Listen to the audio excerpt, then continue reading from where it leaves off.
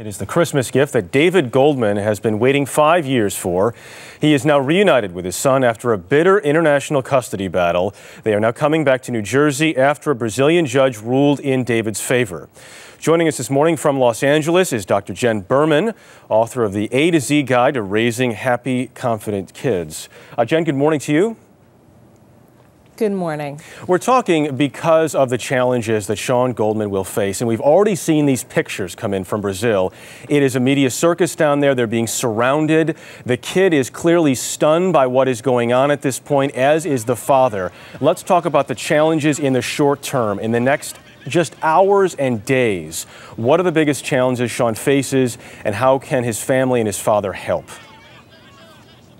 Well, he has to acclimate to a completely different culture and a world that is really unfamiliar to him. Most of us don't have memories before 3 to 5, especially when you've gone through a trauma.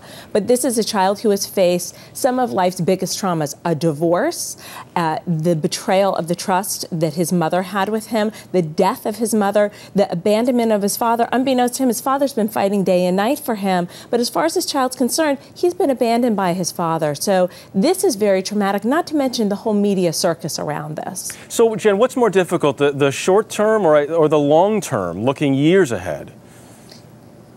They are both incredibly difficult, and emotionally speaking, this is a psychological Armageddon because he has had trauma after trauma, and it is very difficult when you have been betrayed so early on to form intimate, close relationships as you get older.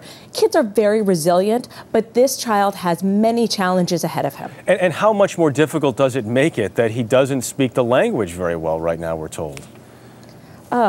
It's incredibly difficult. The fact that he doesn't speak the language, that he's now coming back to a culture that's completely unfamiliar to him because he probably has no memories about it. He has lost all of his friends. He's lost his familiar school. He's lost the family and the support system that he had in Brazil. So this is incredibly traumatic.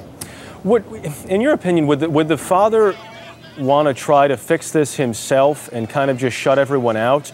Or do you think he should seek help immediately and try to mend the family and that relationship?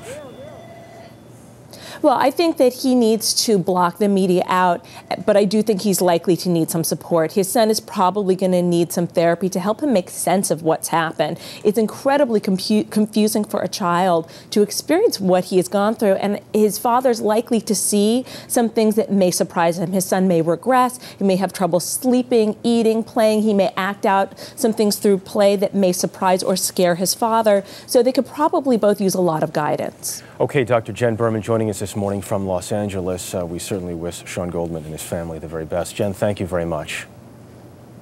Thank you. Breaks my heart. He's been through so much, but remember, he's 9. So hopefully things will finally settle down for this boy. But he certainly has more challenges ahead. I know. All right. We wish him well.